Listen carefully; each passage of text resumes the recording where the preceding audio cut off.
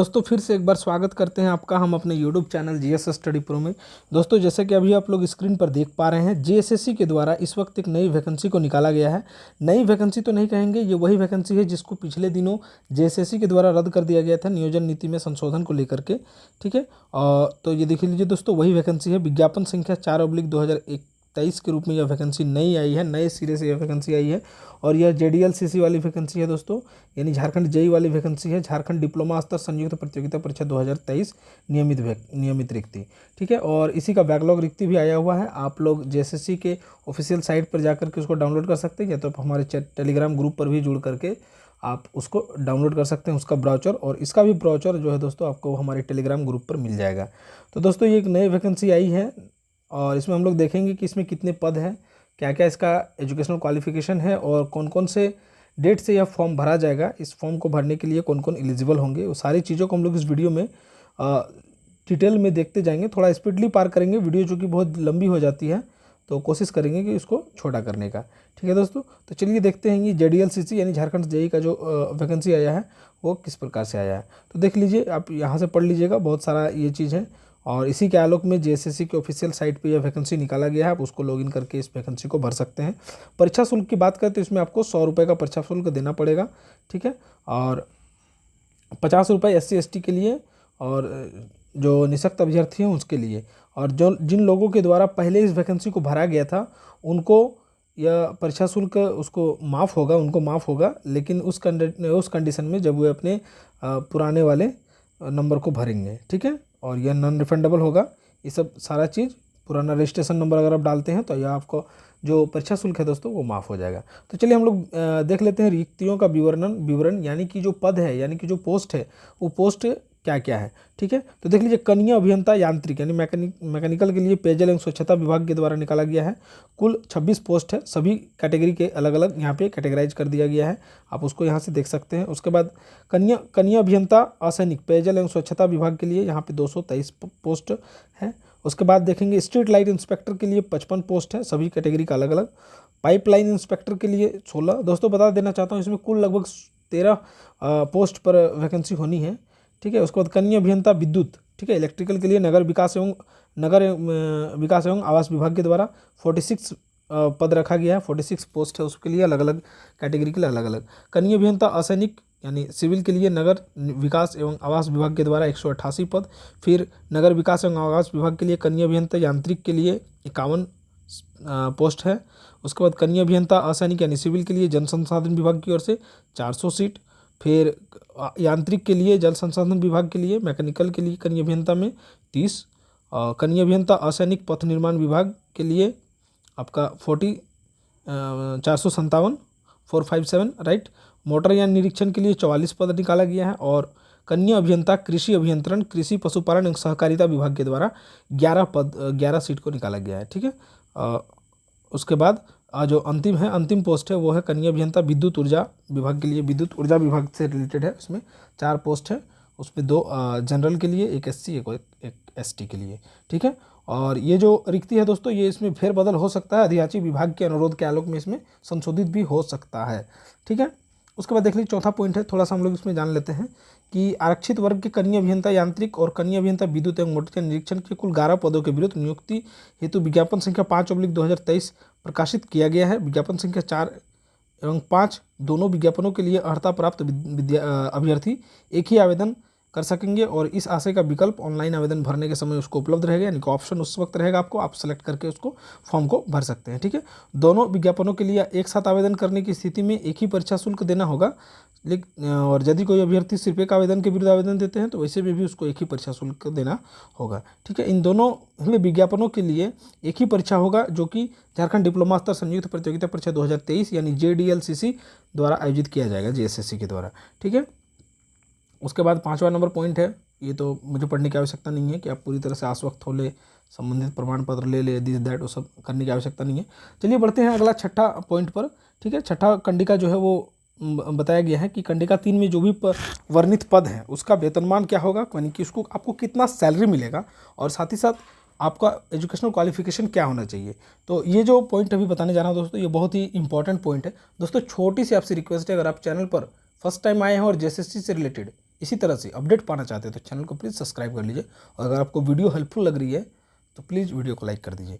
तो दोस्तों चलिए देखते हैं इसमें आपका पद क्या क्या वेतनमान होगा, पे स्केल क्या क्या होगा, कितना वेतन मिलने की संभावना है, और नियुक्ति न्यूनतम जो आपका शैक्षणिक योग्यता है वो क्या क्या होना चाहिए। ठीक है, तो स्ट्रीट लाइट इंस्पेक्टर के लिए अलग अलग पदों के लिए अलग अलग वेतनमान है, अलग अलग शैक्षणिक योग्यता है। तो स्ट्रीट लाइट इंस्पेक्टर वो आपका समूह ग अप अराजपत्रित का पोस्ट है, और इसका आपको पे मैट्रिक्स लेवल 4 के आधार पर आपकी नियुक्ति होती है। ठीक है, और 25,500 से लेकर 81,100 तक के बीच में इसका वेतनमान होता है, यानी ये इसका मूल वेतन होता है। ठीक है, और न्यूनतम शैक्षणिक योग्यता की अगर बात करें तो सरकार द्वारा मान्यता प्राप्त संस्थान से ही सभी पोस्ट के लिए मान्यता प्राप्त विश्वविद्यालय या संस्थान से विद्युत ट्रेड में डिप्लोमा या तो फिर ITI उत्तीर्ण होना चाहिए। ठीक है, पाइपलाइन इंस्पेक्टर के लिए पे मैट्रिक्स लेवल 2 का यह वैकेंसी है। ठीक है, और इसमें आपका 19,900 से लेकर के 63,002 के बीच में इसका वेतनमान होता है। समूह ग अराजपत्रित यानी लेवल C का ही यह भी है, अराजपत्रित ही है, और मान्यता प्राप्त औद्योगिक प्रशिक्षण संस्थान से। ठीक है, औद्योगिक प्रशिक्षण संस्थान से आपको प्लम्बिंग ट्रेड में उत्तीर्ण होना होगा। जो प्लम्बिंग का ट्रेड किए हुए हैं उनके लिए यह वैकेंसी है, लेवल 2 का है। ठीक है, सबसे छोटा लेवल इस वैकेंसी का यही है। अगला देखते हैं कनीय अभियंता यांत्रिक के लिए जो समूह ख, ठीक है, अराजपत्रित है, उसके लिए पे मैट्रिक्स लेवल 6 पर उसकी नियुक्ति होगी, और उसका वेतनमान होगा 35,400 से 1,12,400 के बीच में, और विधि द्वारा स्थापित एवं केंद्र सरकार ऑब्लिक राज्य सरकार द्वारा मान्यता प्राप्त संस्थान अथवा अखिल भारतीय तकनीकी शिक्षा परिषद AICTE द्वारा मान्यता प्राप्त संस्थान से यांत्रिक अभियंत्रण में डिप्लोमा। ठीक है, मैकेनिकल में होना चाहिए आपको, पॉलिटेक्निक डिप्लोमा होना चाहिए, और संबंधित शाखा में अगर आप कोई उच्च शिक्षा उच्च तकनीकी योग्यता अगर धारित करते हैं तो उसको आवेदन देने के वो भी पात्र होंगे। ठीक है, जैसे कि अगर कोई बीटेक वगैरह किए हुए हैं तो उनको भी वो भी आवेदन दे सकते हैं। राइट, उसके बाद कनीय अभियंता विद्युत के लिए, इलेक्ट्रिकल के लिए यह भी समूह ख अराजपत्रित है, और इनका भी वेतनमान पे मैट्रिक्स लेवल जो होगा वो लेवल 6 के तहत और 35,400 से 1,12,400 के बीच में होगा। और इसमें क्या है कि आपको मान्यता प्राप्त विश्वविद्यालय संस्थान से विद्युत में डिप्लोमा होना चाहिए, और इसमें भी जो उच्च तकनीकी योग्यता धारित कर रहे हैं उनको वे भी आवेदन कर सकते हैं। कनीय अभियंता असैनिक यानी सिविल के लिए समूह ख अराजपत्रित पर वैकेंसी है, और पे मैट्रिक्स लेवल 6 35,400 से 1,12,400 के बीच में। राइट, और संबंधित शाखा में उच्च तकनीकी योग्यता जो भी धारित करेंगे उसको भी इसमें वरीयता मिलेगी। दोस्तों थोड़ा सा पॉज कर रहा हूँ, माफी चाहता हूँ दोस्तों, थोड़ा सा कुछ आ गया था अर्जेंट। ठीक है, राइट, आगे बढ़ते हैं हम लोग। कनीय अभियंता कृषि अभियंत्रण से, जिसमें कृषि पशुपालन एवं सहकारिता विभाग के द्वारा निकाला गया है, और यह समूह ख अराजपत्रित पर है। पे मैट्रिक्स लेवल इसमें जो होगा दोस्तों वो 6 पर है, 35,400 से 1,12,400 के बीच में। मान्यता प्राप्त संस्थान से या फिर विश्वविद्यालय से आपको कृषि अभियांत्रिकी में डिप्लोमा होना चाहिए, और संबंधित शाखा में अगर आप उच्च तकनीकी योग्यता धारित करते हैं तब भी आप इसके पात्र हैं। मोटर यान निरीक्षक का जो पद है दोस्तों उसके लिए आपको समूह ख राजपत्रित के रूप में आपका बहाली होगी, और पे मैट्रिक्स लेवल 6 पर आपको वेतनमान मिलेगा 35,400 से 1,12,400 के बीच में, और विधि द्वारा स्थापित केंद्र सरकार ऑब्लिक राज्य सरकार द्वारा मान्यता प्राप्त संस्थान अथवा अखिल भारतीय तकनीकी शिक्षा परिषद AICTE से मान्यता प्राप्त संस्थान से आपको यांत्रिकी ऑटोमोबाइल यांत्रिकी में डिप्लोमा की उपाधि, यांत्रिक ऑब्लिक ऑटोमोबाइल में अभियांत्रिकी में उच्च तकनीकी योग्यता जो भी धारण करेंगे वो भी पात्र होंगे। साथ ही साथ इसमें एक टेक्निकल योग्यता भी चाहिए, जिसमें गियर वाली मोटरसाइकिल और हल्के मोटर यान चलाने के लिए अधिकृत चालन अनुज्ञप्ति का धारण करना होगा। ठीक है, चालन अनुज्ञप्ति कहने का मतलब कि आप उसका लाइसेंस, राइट, वो आपको धारण करना होगा, अकॉर्डिंग टू मी यही लगता है। आगे बढ़ते हैं, देख लीजिए दोस्तों, जो भी न्यूनतम शैक्षणिक योग्यता है दोस्तों वो आवेदन प्राप्त होने की अंतिम तिथि तक होना चाहिए, और उसी बीच में आपको कम से कम उत्तीर्ण होना चाहिए। और जो रेफरेंस डेट रखा गया है दोस्तों वो आवेदन देने की अंतिम तारीख को रखा गया है, इस डेट तक आपको सारी चीज़ों को धारण कर लेना है। राइट, और खेलकूद कोटा का अलग अलग है, यहाँ पे आप उन सभी को देख लीजिए, मैंने सारे पदों का यहाँ पर विवरण आपको बता दिया। और आयु सीमा की अगर हम लोग बात करें दोस्तों तो सभी पदों के लिए, ठीक है, जितने भी पद हैं सभी के लिए जो न्यूनतम उम्र सीमा की गणना की जाएगी उसके लिए जो रेफरेंस डेट रखा गया है वो 1 अगस्त 2023 रखा गया है, और अधिकतम उम्र सीमा की जो गणना के लिए रेफरेंस डेट रखा गया है वो 1 अगस्त 2019 रखा गया है। न्यूनतम उम्र सीमा की अगर हम बात करें तो आपको 1 अगस्त 2023 तक आपको 18 वर्ष अवश्य पूरी होनी चाहिए, और 1 अगस्त 2019 तक आपका 35 वर्ष से अधिक नहीं होनी चाहिए अगर आप अनारक्षित या आर्थिक रूप से कमजोर वर्ग के हैं, और अगर आप BC1 BC2 के पुरुष हैं तो 37 वर्ष, और अगर आप महिला हैं चाहे वो आप जनरल हो, EWS कैंडिडेट हो, या तो फिर BC1 BC2 की महिला हो तो आपको 38 वर्ष, और SC/ST अगर आप कैंडिडेट है, चाहे पुरुष है चाहे महिला, आपको 40 वर्ष से अधिक नहीं होनी चाहिए 1 अगस्त 2019 तक। ठीक है, 10 वर्षों की अधिकतम छूट मिलेगी निःशक्त अभ्यर्थियों को। उसके बाद इस पॉइंट को मैं स्किप करके आगे बढ़ता हूँ। ठीक है, और थोड़ा सा हम लोग इसका सिलेबस वगैरह का चर्चा करेंगे और डेट को हम लोग देख लेंगे। हाँ, यहाँ पर है सर्टिफिकेट के बारे में। तो सर्टिफिकेट के लिए क्या स्थानीय निवासी प्रमाण पत्र होना चाहिए, इस संबंध में मैंने ऑलरेडी एक वीडियो 2 वीडियो अपलोड कर चुका हूँ अपने चैनल पर। अगर आप चाहें तो वहाँ से जाके इसको डिटेल्स में देख सकते हैं, आपको प्लेलिस्ट में वो मिल जाएगा वीडियो। ठीक है, आप सर्च मार के भी देख सकते हैं कि कौन कौन सा आपको सर्टिफिकेट मान्य है, राइट। और अगर आप कमेंट करेंगे तो मैं इस पर भी एक वीडियो अलग से सेपरेट वीडियो बना दूंगा, राइट। तो चलते हैं इस पॉइंट को स्किप करते हैं और आगे बढ़ते हैं कि इसमें आपका ऑनलाइन जो आवेदन होगा वो कब से स्टार्ट होना रहेगा। ठीक है, तो 25 मई से यह दोस्तों आपका आवेदन स्टार्ट होगा। चलिए देखते हैं वो डेट कहाँ लिखा हुआ है। यहाँ पे डेट लिखा हुआ है 25 मई 2023 से आप फॉर्म भरना शुरू करेंगे और 24 जून 2023 की मध्यरात्रि तक आप फॉर्म भर सकेंगे। परीक्षा शुल्क का भुगतान आप 26/6/2023 की मध्यरात्रि तक कर पाएंगे। फोटो एवं हस्ताक्षर को अपलोड करके प्रिंट आउट लेने के समय आपको मिलेगा 28 जून तक। और अगर कोई आपको त्रुटि हो जाती है तो उसके लिए समय मिलेगा आपको 29 जून से 1 जुलाई के बीच की मध्यरात्रि तक के।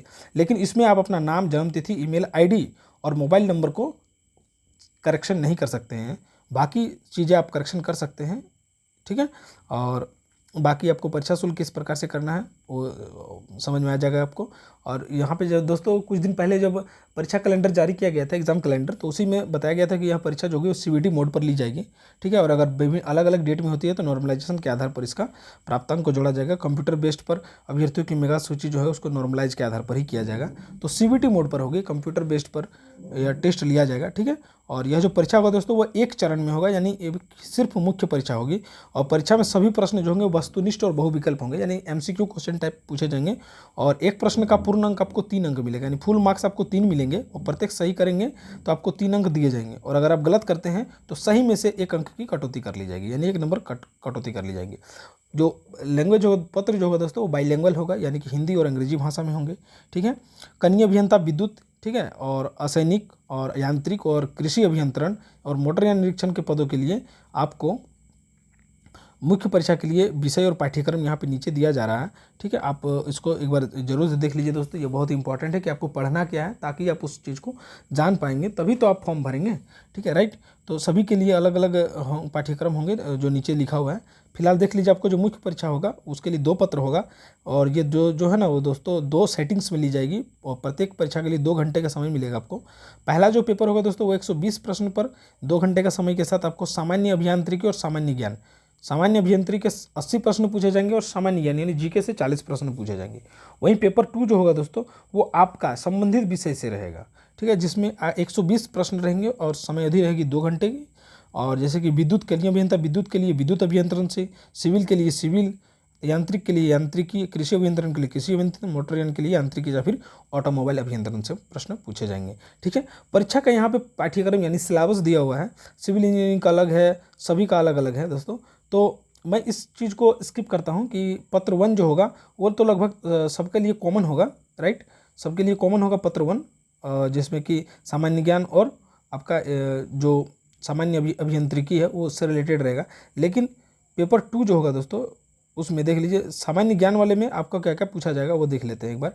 उसमें आपका सामान्य विज्ञान, सामान्य गणित, ठीक है, उसके बाद रीजनिंग भी पूछा जाएगा और कंप्यूटर से रिलेटेड भी कुछ क्वेश्चन पूछे जाएंगे। लेकिन जो अभियांत्रिकी पेपर रहेगी, यानी कि जो आपका स्पेशलाइज्ड जो भी इंजीनियरिंग पेपर रहेगी, उसमें आपको सिविल के लिए अलग है, सब्जेक्ट सबका अलग अलग दिया हुआ है। आपको ये PDF के द्वारा आपको ये सारी चीज़ों को, सारे पॉइंट को, सारे सिलेबस को कवर कर लेना है अगर आपको इसमें सफलता चाहिए तो, राइट। सभी का इसमें अलग अलग दिया हुआ है। और इसके बाद नीचे अब कुछ विशेष बचा नहीं है। ठीक है, देखिए यहाँ पे स्ट्रीट लाइट इंस्पेक्टर के लिए लिख रहा है सीधी नियुक्ति के लिए। इसमें भी आपका परीक्षा एक पाली में लिया जाएगा और इसके लिए एक ही पत्र होगा। इसमें आपका स्ट्रीट लाइट इंस्पेक्टर और पाइपलाइन इंस्पेक्टर के लिए, और ये परीक्षा 3 घंटे की होगी, राइट, 3 घंटे की होगी और 180 प्रश्न रहेंगे। सेवा संवर्ग पद के लिए गठित सेवा संवर्ग नियमावली से संबंधित प्रश्न पर 120 प्रश्न पूछे जाएंगे, सामान्य ज्ञान पर 60 प्रश्न। ठीक है, और उसके बाद परीक्षा के विषय पद देख लीजिए, स्ट्रीट लाइट इंस्पेक्टर के लिए विद्युत व्यवसाय से और पाइपलाइन के लिए प्लम्बिंग व्यवसाय से। ठीक है, और सबका यहाँ पर अलग से सिलेबस दिया हुआ है। ये अलग से सिलेबस है दोस्तों। इस सिलेबस को जो इससे संबंधित स्टूडेंट है, जो इससे संबंधित तैयारी कर रहे हैं, पाइपलाइन इंस्पेक्टर और स्ट्रीट लाइट इंस्पेक्टर, इनके लिए अलग से ये सिलेबस दिया हुआ है दोस्तों। बाकी सब सेम है, राइट। यहाँ पे थोड़ा सा आप देख लीजिएगा, यहाँ पे जो है वो कट ऑफ वाला मार्क्स रखा गया है, कट ऑफ मार्क्स। हालांकि ये कट ऑफ ही भर रहता है, इससे बहुत एडवांस नंबर जाता है, जैसा कि आप लोग जानते हैं, बहुत ज़्यादा ही कट ऑफ जाता है, ठीक है। प्रमाण पत्रों की और बाकी इस पीडीएफ में इस वैकेंसी से रिलेटेड बताने लायक विशेष कुछ बातें नहीं है। अगर कुछ विशेष बातें होगी तो मैं आपको ज़रूर बताऊंगा, हो सके तो कमेंट बॉक्स में बताऊंगा दोस्तों। यहाँ पे सारे डॉक्यूमेंट्स से रिलेटेड यहाँ पे दिया हुआ है जानकारी कि किस प्रकार से आपका डॉक्यूमेंट होना चाहिए था। इसको आप एक बार देख लीजिएगा, आपको फ़ायदा कर सकता है, राइट। फिलहाल आप लोग तैयारी कीजिए, वैकेंसी आ चुकी है दोस्तों, और यह वैकेंसी बहुत ही जल्दी आ गई है। अब देखते हैं कि झारखंड सचिवालय की वैकेंसी कब आती है, और इससे रिलेटेड और जो भी वैकेंसी जो रद्द हुई है झारखंड सरकार के द्वारा, जो रद्द किया गया है जेएसएससी के द्वारा, जो रद्द किया गया है, वो वैकेंसी को कब देती है जेएसएससी, राइट। तो परीक्षा कैलेंडर के अनुसार अगर देती है तो बहुत ही जल्द आने वाली है। देखते हैं अभी इस पर क्या कार्रवाई करती है।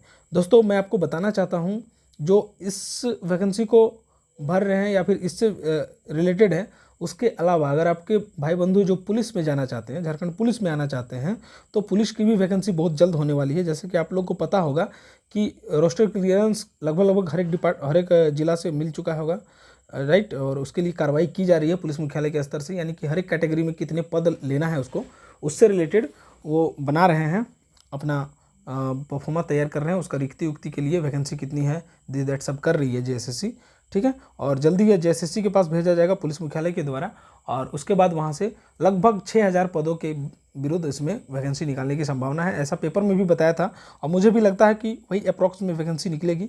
कुछ आगे पीछे हो तो अलग बात है, ठीक है। और कुछ दरोगा की भी वैकेंसी का भी उसमें बात चल रहा है, राइट। तो अब देखते हैं कि ये सब वैकेंसी कब आती है। लेकिन अगर आपका भाई बंधु या फिर आप स्वयं अगर झारखंड पुलिस में आना चाहते हैं, या तो फिर आने के लिए इच्छुक हैं, ठीक है, या तो फिर कोई और इच्छुक है, तो उस तक ये बात जरूर पहुंचाए कि आप तैयारी में जुट जाएं, ठीक है। पहले रनिंग होगी, निश्चित रूप से पहले रनिंग होगी, जान लीजिए 10 किलोमीटर की रनिंग होनी है महिलाओं के लिए, आपका 5 किलोमीटर की रनिंग होनी है। तो रनिंग की तैयारी में जुट जाए, क्योंकि सबसे पहले रनिंग होती है, तो रनिंग में आपको क्वालिफाई होना, तब जाके आपका एग्जामिनेशन लिया जाएगा, राइट। तो इस पर भी मुझे थोड़ी सी जानकारी थी, तो मैंने आपसे शेयर कर दिया, और यह वैकेंसी फिलहाल इस प्रकार आ चुकी है, राइट। तो चलिए दोस्तों, वीडियो काफ़ी लंबी हो चुकी है, आपसे समय आ गया विदा लेने का, राइट।